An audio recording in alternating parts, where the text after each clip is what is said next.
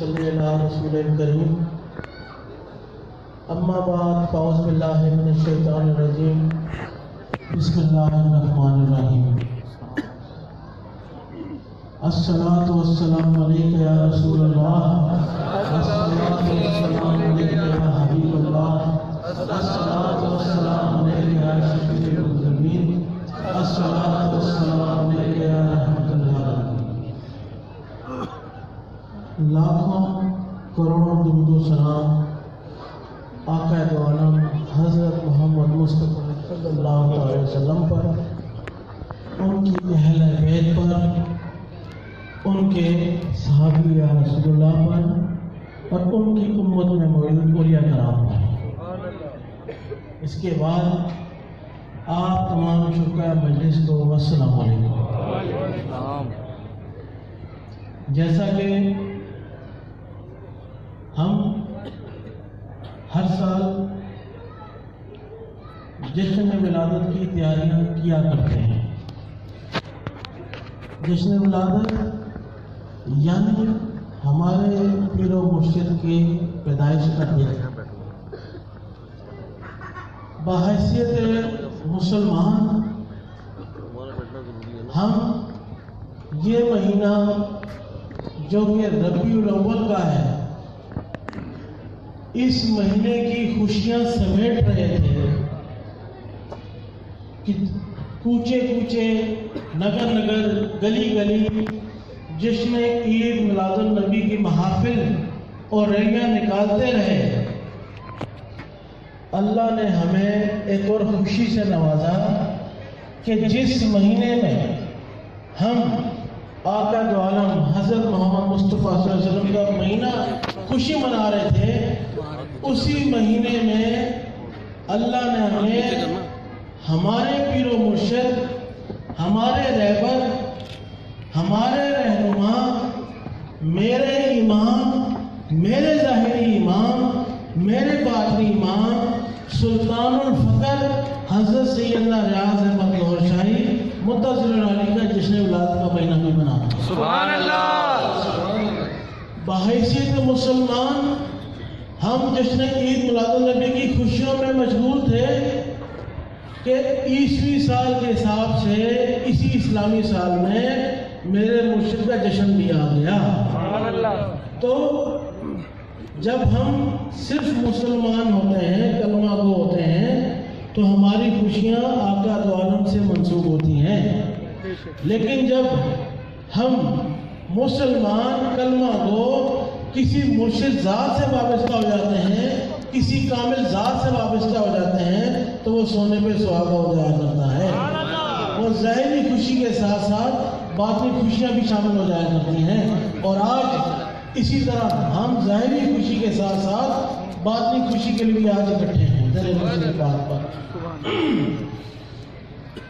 چونکہ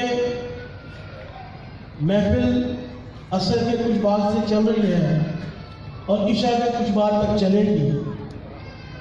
کیک کی رسم کے بعد محفل سماع ہے، اور محفل سماع کچھ یوں ہوگا کہ ہمارے بلبل لاہور، بلکہ لاہور کا چڑا ہمارے اخلاق بھائی، ہمارے کوٹری کا چڑا، کوٹری کی بلبل رشید چشتی صاحب اور جلال قادری صاحب، یہ تمام اپنی محبت کا اظہار مرشد کی قصیدوں کی صورت میں کریں گے۔ تو محفل کچھ طویل ہو جائے گی، رک جانا اس محفل کا حصہ بننا۔ ایک نقطہ جو کہ ہم اس نقطے سے تھوڑا دور ہٹ رہے ہیں، وہ نقطہ کیا ہے کہ حسین ابن علی اور یزید ابن معاویہ، ایک نقطہ دے رہا ہوں آپ کو سمجھ جانے کے لیے، سمجھانے کے لیے۔ وقت دوبارہ ملے نہ ملے، زندگی ہو نہ ہو، جو ٹائم ہے اس کو ہدایت لے بھی دی جائے اور دے بھی دی جائے۔ حسین ابن علی اور یزید ابن معاویہ، امام حسین علیہ السلام ایک اللہ، ایک رسول، ایک قرآن کے ماننے والے، اس پر کامل ایمان رکھنے والے، وہاں پر یزید بھی ایک اللہ، ایک رسول، ایک قرآن کو ماننے والا، یہاں پر امام حسین آقا دو جہاں وجہ تخلیق کائنات کے نواسے، آپ کا خون آپ کی ذات سے منسلک، جن کے لیے فرمایا کہ میں حسین سے اور حسین مجھ سے، جن کو اللہ نے اپنے نور سے سینچا ہو، ایک طرف وہ اور دوسری طرف جو یزید تھا وہ بھی آقا دو عالم پر درود و سلام پڑھا کرتا تھا، آقا کی نعتیں سنا کرتا تھا، آقا کو درود بھیجا کرتا تھا۔ یہ بات بہت کم لوگ جانتے ہیں، اور جو عالم جانتے ہیں اس پہ تذکرہ نہیں کرتے۔ کیوں نہیں کرتے؟ کیوں نہیں حقائق بتاتے؟ آج حقائق بولتا ہوں آپ کے سامنے کہ یزید حضرت معاویہ کا بیٹا تھا، امتی تھے، ایک اللہ، ایک رسول، ایک قرآن کے ماننے والے تھے، تمام کے تمام درود و سلام پڑھنے والے تھے۔ اسی گھرانے میں یزید پیدا ہوا تھا، تو وہ بھی درود و سلام پڑھتا تھا، آقا کو درود بھیجتا تھا۔ تو پھر اتنا بڑا حادثہ جو کربلا کی صورت میں کیسے ہوا؟ صرف اتنا سا نقطہ ہے کہ یزید اہل بیت کا گستاخ تھا، سبحان اللہ، اس کو اس کی گستاخی نے گمراہ کیا، وہ اہل بیت کی عزت کو نہیں جانتا تھا، اہل بیت سے اللہ کتنی محبت کرتا ہے اس محبت کو نہیں پہچانتا تھا۔ آقا دو عالم نے اپنا نواسے کو سواری، ان کی سواری بنے اور پھر نماز کو طویل فرمایا۔ وہ اس اہمیت کو، اس نور کو نہیں جانتا تھا، وہ صرف ان سے اختلاف کرتا تھا۔ یزید اہل بیت سے اختلاف کی وجہ سے گناہگار ہوا، ان کی گستاخی کی وجہ سے بدکار ہوا۔ صرف یہ اختلاف تھا امام حسین اور یزید کے بیچ میں۔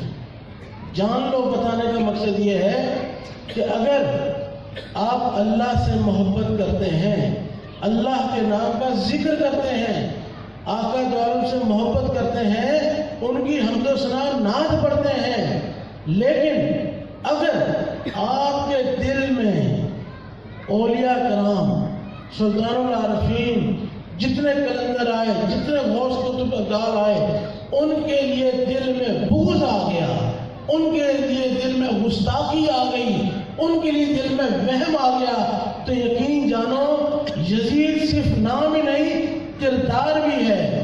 اسی طرح اگر آپ کے دلوں میں یہ بغض، یہ حسد آ گئی، تو یقین جان لیجئے کہ وہ جو کردار تھا یزیدی، وہ کہیں آپ کے اوپر اپلائی نہ ہو جائے۔ اس کردار سے بچیں، اس نام کے ساتھ ساتھ اس یزیدی کردار سے بچیں۔ وہ کردار کیسے آتا ہے کہ جب کوئی اہل بیت کی مخالفت کرتا ہے، ان کی عظمت کو بیان کرنے سے قاصر ہو جاتا ہے، آقا کی نعتیں تو پڑھتا ہے، لیکن جب آقا کی اہل بیت کا تذکرہ آتا ہے تو خم کر لیتا ہے ماتھے پر اور منہ موڑ لیتا ہے۔ یقین کریں وہ بھلے ہزاروں دفعہ، لاکھوں دفعہ نعتیں پڑھتا ہو، جب تک اہل بیت کی محبت دل میں نہیں ہوگی وہ یزیدی ہی کہلائے گا، یزیدی فوج کا حصہ کہلائے گا۔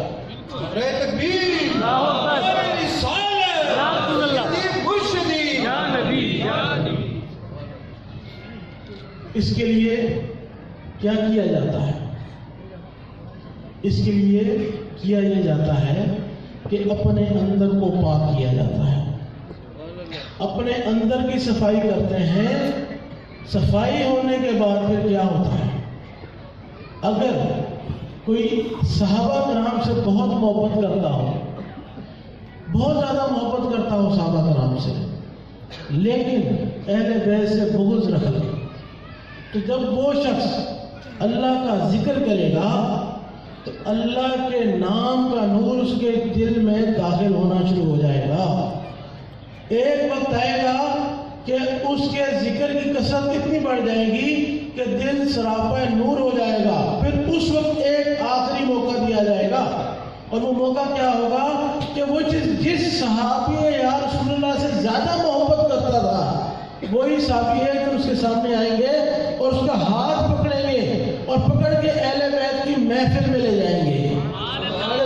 جن کی بغض کرتا رہا, جن سے نفرت کرتا رہا, جن سے اختلاف کرتا رہا, یہ تو میرے آقا کے نواسے ہیں, یہ تو ان کی آل ہے, ہم تو خود ان کی مجلس میں شامل ہوا کرتے ہیں, تو تو نے کس لیے بغض رکھی؟ جب دل میں اللہ کا نور آئے گا تو وہ صرف صحابہ کرام سے محبت کرنے والا اہل بیت سے بھی محبت کرنے لگ جائے گا. جب اہل بیت سے محبت کرنے لگ گیا تو کیا کسی مسلک میں رہا؟ کیوں؟ اہل بیت سے بھی محبت کی, صحابہ سے بھی محبت کی, آنے والے اولیاء سے بھی محبت ہو جائے گی. کیوں؟ کیونکہ اس دل میں اللہ کا نور آنا شروع ہو جائے گا. اگر کوئی اہل بیت سے زیادہ محبت کرتا ہے لیکن صحابہ کرام سے اور غوث پاک سے اختلاف رکھتا ہے, ان کی گستاخی کرتا ہے, جب وہ اللہ کا ذکر کرنے لگے گا تو اللہ انہیں بھی ایک آخری موقع دیتا ہے. جب وہ اللہ کا ذکر کرنے لگے گا تو ان کے دل میں بھی اللہ کے ذکر کرنے سے, کثرت سے ان کے دل میں اللہ کا نور پیدا ہونا شروع ہو جائے گا. جب نور کی گنجائش بڑھے گی تو ہو سکتا ہے جن اہل بیت کے فرض سے زیادہ محبت کرتا ہو وہی اس کے سامنے آئے, اس کا ہاتھ پکڑیں اور صحابہ کرام کی مجلس میں لے جائیں کہ تو ان سے بغض کرتا تھا, یہ تو میرے آقا کے یار ہیں, انہوں نے اسلام کے لیے قربانیاں دی ہیں, وہ قربانی جو تم آنے والی نسلوں تک نہیں دے سکتے تو تم ان سے بغض رکھتے تھے.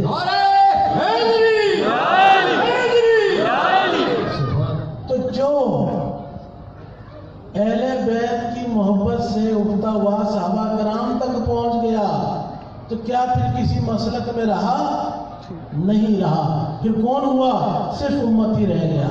پھر ایک اور بھی ہے جو آقا سے بھی محبت کرتا ہے, صحابہ سے بھی محبت کرتا ہے, اہل بیت سے بھی محبت کرتا ہے, درباروں پر مجاور کی صورت میں بیٹھ بھی جاتا ہے, لیکن جب وہ اہل مزار اپنی حیات میں موجود اللہ کا فیض پہنچا رہے ہوتے ہیں تو ان کی مخالفت بھی کرتا ہے.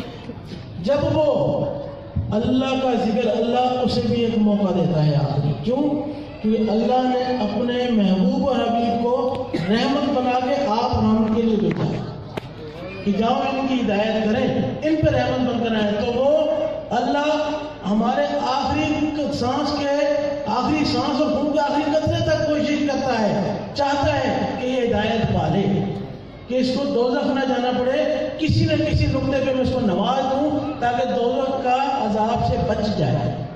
تو جب وہ اللہ کا ذکر کرنے لگتا ہے, وہ شخص جو صحابہ سے بھی محبت کرتا ہو, اہل بیت سے بھی محبت کرتا ہو, آقا سے بھی محبت رکھتا ہو, اور اولیاء کرام کے مزارات پہ جا کے حاضریاں بھرتا ہو اور ان کو مجاور بھی بن جائے, ان کی مسجدوں کا امام بھی لگ جائے, لیکن ظاہر میں موجود ولیوں کی مخالفت کرے, تو جب وہ اللہ کا ذکر کرنے لگتا ہے تو اس دل میں اللہ کے نور کی کثرت سے اس کی آنکھوں میں نور آتا ہے. جب آنکھوں میں نور آتا ہے تو وہ کھلی آنکھوں سے ظاہر میں موجود ولیوں کو پہچاننے لگ جاتا ہے. تو جو پہلے نور نہ ہونے کی وجہ سے ولیوں کی مخالفت کرتا تھا محض اس لیے کہ یہ شرعی نہیں ہے, یہ شریعت کے پابند نہیں ہیں, ان کی باتیں فقط والی ہیں, ان کی باتوں سے ہمیں بغاوت کی بو آتی ہے, ان کی باتوں سے کفر یا شرک چلتا ہے, جب وہ اس کی آنکھ میں اللہ کا نور آتا ہے تو اپنی ظاہری آنکھ سے ان ظاہر میں موجود ولیوں کو پہچاننے لگتا ہے.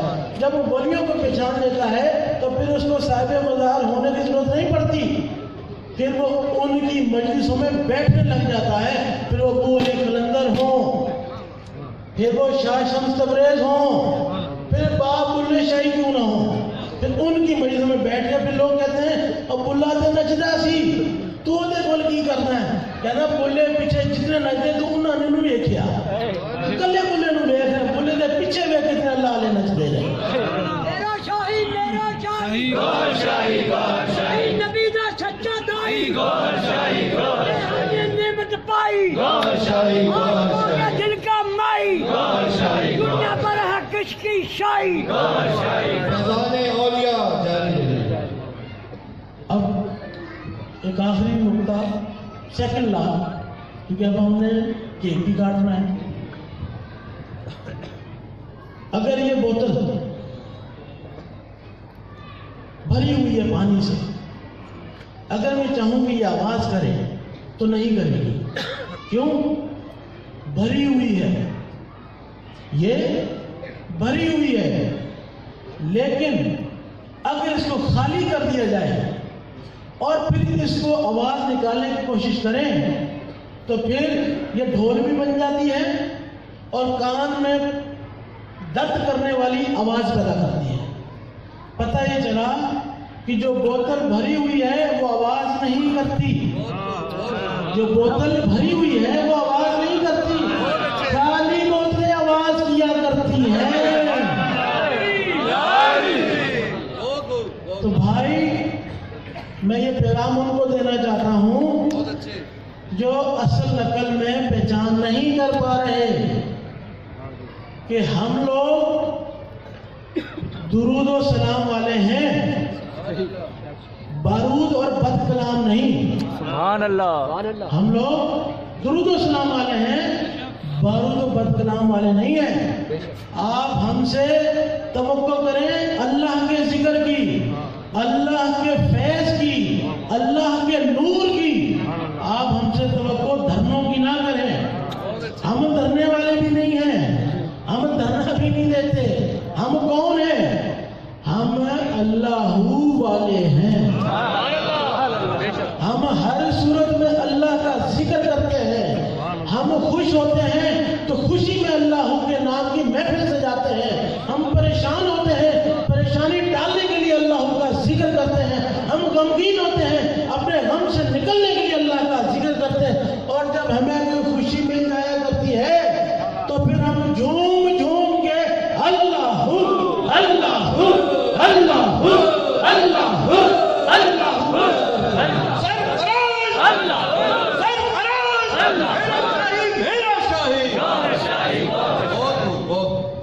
اب میں کچھ نئے لوگ بھی ہیں، کچھ ایسے بھی ہیں جو نئے ہیں، کچھ پرانے ہیں لیکن نئے جیسے ہیں، کیونکہ جن کے دل میں صلاحیت نہ کر گیا ہو ذکر وہ ہمیشہ ہی نئے ہیں، اور جو صلاحیت کر جائے وہ ایک پل پرانوں میں شامل کر دیتا ہے۔ کہتے ہیں نا کہ کوئلے کے اندر موجود ہیرے کو جوہری جانتا ہے، ٹھوک بجانا اس پر فرض ہے۔ تو جو لوگ کسی بھی آج اس محفل کا ہم فائدہ اٹھاتے ہیں، کیونکہ آج ہمیں ظاہری اور باطنی خوشیاں دونوں میسر ہیں۔ آج ہم جس کے نام کا کلمہ پڑھتے ہیں لا الہ الا اللہ محمد رسول اللہ صلی اللہ علیہ وسلم، آج یہ مہینہ ربیع الاول کا بھی ہے اور ہمارے مرشد کی ولادت کا بھی، تو آج ہمیں دو خوشیاں میسر آ رہی ہیں، دونوں جگہ سے فیض مل رہا ہے، آقا دو عالم کا بھی اور میرے پیارے مرشد کا بھی۔ آج کیا کیا جائے کہ آج اس موقع کا فائدہ اٹھایا جائے۔ کہتے ہیں نا کہ جب والد خوش ہو تو بچہ اس کی خوشی کا فائدہ اٹھاتا ہے، اس سے تحفے مانگتا ہے، اس سے سفارش کرتا ہے، اس سے لالچ کے لیے کسی بھی گھر سے اپنی ایک چیز پوری کرتا ہے۔ تو ہم بھی آقا دو عالم کی امتی بھی ہیں اور پیر و مرشد کے مرید بھی ہیں۔ آج اس دن کا فائدہ اٹھاتے ہوئے ان دونوں ہستیوں سے آج بھی ہم کچھ مانگ لیتے ہیں۔ کیا مانگا جائے؟ آقا دو عالم حضرت محمد صلی اللہ علیہ وسلم سے پیر و مرشد کی محبت اور پیر و مرشد سے آقا دو عالم کی غلامی۔ آج ہم یہ مانگ لیتے ہیں ان سے، اگر ان کو ہماری آج کی ادائیں، ہماری ادائیں پسند آ گئی تو شاید کل کا دن ہمیں نئی صبح دکھائے۔ اس کے لیے کرنا کیا ہوتا ہے؟ کرنا یہ ہوتا ہے کہ جو جس مرشد سے وابستہ ہیں وہ ان کا ابھی تصور کریں، ابھی جو جس بھی مرشد سے وابستہ ہے وہ ابھی ان کا تصور کریں. جن کے ظاہر میں پیر موجود ہیں وہ اپنے پیروں کا ابھی تصور کریں. جن کا کوئی مرشد نہ ہو، پیر نہ ہو، کچھ لوگ درباروں سے فیض یاب ہوتے ہیں، وہ جس دربار سے فیض یاب ہیں اس اہل دربار کا تصور کریں. اگر کوئی کسی دربار سے بھی وابستہ نہیں ہے، وہاں سے فیض یاب نہیں لیتا، کوئی مرشد بھی نہیں ہے، کوئی پیر بھی نہیں ہے، تو پھر وہ کیا کرے؟ وہ پھر اس مبارک مہینے میں آقا دو عالم کی روزہ مبارک کی جالیوں کا تصور کرے. کہ اور تصور اپنی آنکھوں کو صرف آنکھیں کھول کے مجھے نہیں دیکھو، تصور کرو ان کا. تصور کرنے کے بعد جو مرشد سے وابستہ ہیں، مرشد کی تصویر اور ان کی ذات کا تصور کرو. جو کسی دوسرے مرشد سے وابستہ ہیں وہ اپنے مرشد کی ذات کا تصور کریں. جو کسی دربار سے وابستہ ہیں وہ اس اہل دربار کا تصور کریں. اور جو کسی سے وابستہ نہیں ہے وہ آقا دو عالم کی جالی کا تصور کریں. اور میری آواز کے ساتھ آواز ملائیں. جو بوتلیں خالی ہو چکی ہیں آج موقع ہے انہیں بھر لینے کا. آج موقع ہے بھر لینے کا. شاید یہ موقع میسر ہو رہا ہو. پڑھیے میری آواز کے ساتھ، اللہ اللہ اللہ اللہ اللہ اللہ اللہ اللہ اللہ اللہ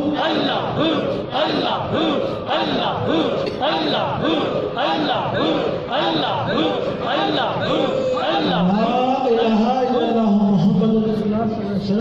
اب آپ کے لیے جیسا میں نے کہا تھا آخری، چونکہ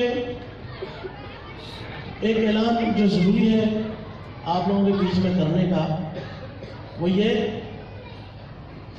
کہ جس طرح سے تنظیموں میں امیران چینج ہوتے آتے ہیں اپنی اپنی کارکردگی کو دیکھتے ہوئے، کوئی پروموٹ ہوتے ہیں، کوئی ڈی پروموٹ ہو جاتے ہیں، کوئی اچھی پرفارمنس دیتے ہیں تو اوپر چلے جاتے ہیں، کوئی کم پرفارمنس دیں تو تھوڑا سا نیچے آ جاتے ہیں. بالکل ایسے ہی ہے، سبق یاد کرنے والا اگلی بینچوں میں، نہیں یاد کرنے والا پچھلی بینچوں میں. تو اسی طرح سے سپریم کونسل بھی ایک ادارہ ہے، اسی تنظیم کا حصہ ہے. اس میں بھی اسی طرح سے، چونکہ سپریم کونسل کا تعلق صرف پیر و مرشد کے صاحبزادگان سے ہے، تو صاحبزادگان ہی فیصلہ کرتے ہیں کہ کون چیئرمین ہوگا، کون وائس چیئرمین ہوگا، کون سیکریٹری ہوگا اور کون رکن ہوگا. تو لہذا چونکہ میری مصروفیت بہت زیادہ بڑھ گئی ہے، زمینوں کے حوالے سے بھی اور دوسرے گھریلو معاملات سے بھی، اور جو پچھلی دفعہ میں نے آپ سے وعدہ بھی لیا تھا اور آپ کو اطلاع بھی کی تھی کہ اب میں نے مہندی فاؤنڈیشن کا پیچھا نہیں چھوڑنا.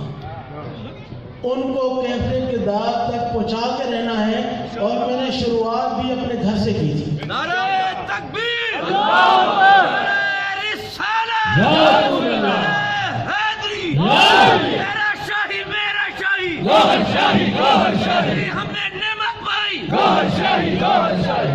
تو ان ذمہ داروں کے لیے، ان جو مجھ پر ذمہ داریاں جو صاحبزادگان کی وجہ طرف سے مجھے ملی ہیں، تو اس میں صحیح طرح ٹائم نہیں دے پا رہا، کیونکہ تنظیمی معاملات بھی آ جاتے ہیں.